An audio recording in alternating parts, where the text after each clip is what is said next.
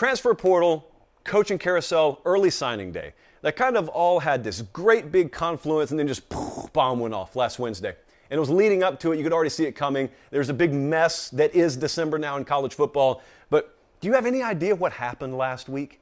I don't even think people in our industry, to some degree, including yours truly, really get what just happened last week. It's kind of like the flashbang effect. If you've ever been in a room, and I'm not going to talk to you with any kind of expertise because I haven't been in a room where one of those flash grenades goes off, but it's meant to temporarily paralyze your senses. You're temporarily blind, temporarily deaf, and you're neutralized. Well, we all got neutralized the other day. No one really had a clue what to do because you're looking at all these big-time players decommit because all these coaches that were here are now there, and all these commits who were there are now going here. And then you got the Travis Hunter stuff as the backdrop, but so much movement was happening, it was tough to process it all. Even if you were glued to your computer or your iPhone every single minute of every single day, so much happened. It's like trying to drink news from a fire hose. And so we're sitting here, and that's Sunday, so we're a few days removed from it, but still, you're looking at it, and to what degree do you classify it? Do you just say, yeah, that was crazy, man, that signing day was crazy? It's more than crazy. Like the story of Fleetwood Mac's crazy. That's a pretty crazy story. This was earth-shattering. Like, this is a fundamental change in the future of this sport for multiple programs.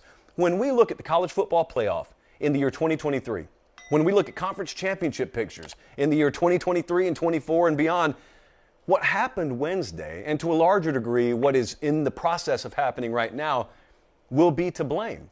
To what degree will we have seen the future of the sport altered? That's kind of what I wanted to dive into tonight. But if you just know some stuff happened, but you really need to have it contextualized a little bit, that's what I wanted to do tonight. These are major, like, hard-hitting premier programs that are right at the middle of this stuff. Start with Michigan. I saw Max Olson, actually. I want to give some credit here. Max Olson over at The Athletic, he did a good job of compiling a whole lot of who was here and then who went where because this coach left. So I would encourage you to go to The Athletic and read that feature if you haven't already. I would print it out. Now, I would just keep it for reference for the future because there are a lot of names that are going to be impact players. It's just they aren't going to be impact players where you initially thought they were going to be. Think about Michigan. If you know nothing else, just think about the Michigan Wolverines currently having a top 10 class per the 24/7 Sports team or class rankings. How are they there? It's one thing to say it. How are they there? Well, I'll tell you exactly how they're there. They picked up Keon Saab on signing day. We broke that news on air. That was a 4-star defensive back. He was a Clemson commit the week before.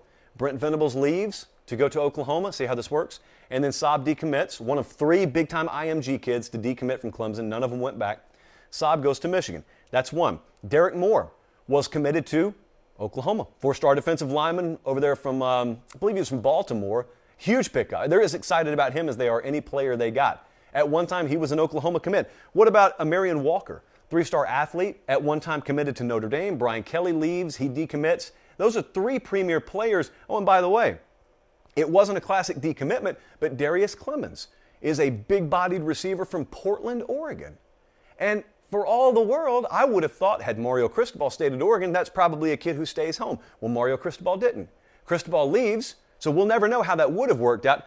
Those are 4 cornerstone pieces of Michigan's current top 10 class that may or may not be in the fold. I would lean, in most cases, towards not being in the fold, even with how they've progressed this season if you wouldn't have had coaching turnover elsewhere. Here's where the credit lies. The credit lies in Jim Harbaugh and his staff being able to be the ones who were the beneficiaries. Because I can assure you, there were a lot of buzzards circling.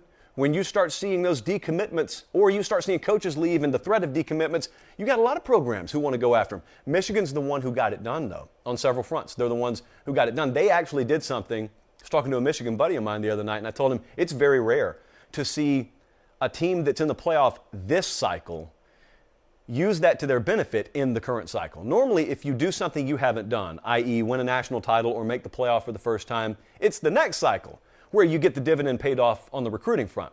Michigan did it this time around, and it was a unique couple of factors there. Number one, it's the novelty aspect of them having made it for the first time, and then they can sell the vision that this is not the end, it's only the beginning. But then number two, they had a lot of vulnerability with a lot of major prospects in a lot of classes. What about Georgia? Same deal. Major programs here. Georgia's also in the playoff right now. Mikel Williams from my hometown just south of Fortson, my hometown of Columbus, Georgia. 5-star defensive lineman. He was committed to USC. Well, what happened at USC? Yeah, ditto. And so he decommits, and he's at Georgia now. Jarvis Jones pulled the same thing once upon a time, goes to USC, doesn't work out. He played out there, though. But then he ends up at Georgia, too. So there's a little Columbus to USC to Athens pipeline, just the way God intended. Dalen Everett, another one of the 3 aforementioned major IMG kids that was committed to Clemson. Dalen Everett, 5-star corner, decommits when Brent Venables says, I'm out of here, I'm going to Norman, Oklahoma. And Dalen Everett now signs with the University of Georgia. That is a premier defensive back. Think about how different it could be if you're facing the likes of Jamison Williams down the road. And Alabama just signed a whole army of big-time elite speed receivers. You never know what having one more premier defensive back will mean in a future SEC championship game. Texas was a huge winner on National Signing Day. They're getting a little overshadowed on the national scene because of Texas A&M.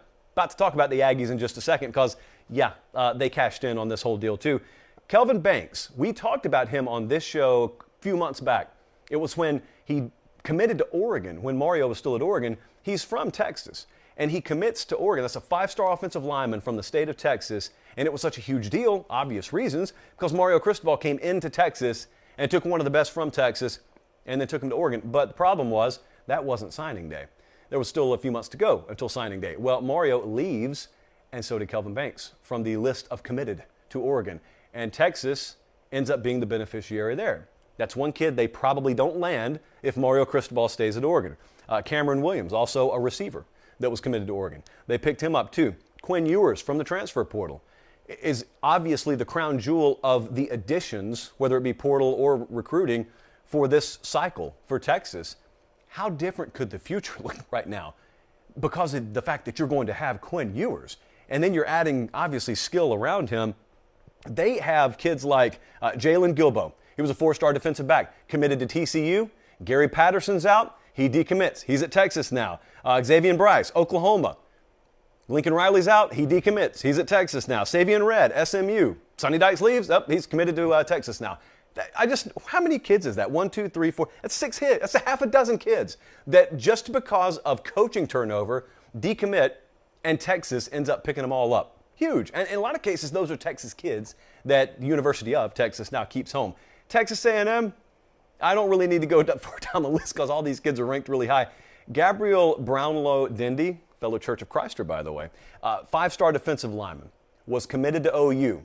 And as was the case with many a high-profile kid, once Lincoln Riley's out, he takes himself back on the open market, and he ends up at Texas. And Max Johnson, Jake Johnson's top tight end in the country. Max Johnson, you already know him. He was a quarterback at LSU. Both of those guys are now at Texas A&M. And that's on top of this litany of basically a who's who in the recruiting market. They're still not done. Picked up Denver Harris yesterday. Still not done. And so Texas A&M's already got the number 1 class in the country. They're just now having fun to see how wide they can stretch the margin between themselves and whoever ends up finishing number 2. Let me finish with Alabama here. You notice I'm not really mentioning many also-ran type programs. These are all premier programs. The guy that you're watching on your screen right now kind of tried to tell you once upon a time. We did this segment the other night. It's got like 110,000 views right now. With good reason. Tried to tell you, it's transfer portal. It's going to mean a lot of movement. It's just mainly going to be that the movement's going to be towards the top. It's not going to be a trickle down. It's just going to be a trickle up. And Alabama did it again. Jahad Campbell, the third of the 3 IMG decommits from Clemson, high 4-star defensive end. There are some people who feel like that rating is still not high enough on him. We'll find out one way or the other down the road. He decommits from Clemson because of Brent Venables, and he is now at Alabama. Isaiah Bond, 4-star wide receiver, was committed to Florida. Dan Mullen's out. Isaiah Bond back on the market. He is at Alabama now. Aaron Anderson was a receiver from Louisiana, one of the top 3 receivers in the state. Bama landed all 3 of the top 3 receivers in the state of Louisiana back on the market because Ed Orgeron's out, and he is now at Alabama. Eli Ricks played for LSU. Ed Orgeron's out. I'm in the transfer portal. I'm going to Alabama. And look, that flow may not be done. We'll see. And so there's a lot of Louisianans that end up at Alabama because of the turnover. And you've kind of forgotten about Ed Orgeron because that happened a long time ago, it feels like, relative to some of these other newer moves. But Could you please consider the names I just read to you? These are elite blue chip kids. These are major league programs, and how different they look just because of coaching turnover. It's wild to think about how turned upside down the Big Ten title race or the SEC title race could be down the road. Also think about it on the other hand. How big an impact is it that Clemson will not have Keon Saab and not have Jahad Campbell and Dalen Everett? You can't quantify it, obviously, but you're watching a Clemson game down the road and they're losing 28-24 to North Carolina. Who knows what the difference would be if you added those three players, plus several more that you may have landed because of having Brent Venables. It's an impossible spider web to solve, but it is something that you have to be keeping up with right now, because there's going to be cases down the road. If you want to know properly the backdrop, the context with which things on your TV screen are happening, that's where it was born. You're going to see some stuff happen in 23 and 24 that you may not be able to make sense of if you weren't following National Signing Day and Early Signing Day in the latter portion of 2021. It's kind of the reason that we don't take that O word around here, the off season. There's too much of this to follow. And it's not done. Several of these kids, some kids are decommitted and still not signed anywhere. The transfer portal, there are like 47 million kids in the transfer portal right now. 47 million some odd kids in the transfer portal. So we'll see how that turns out.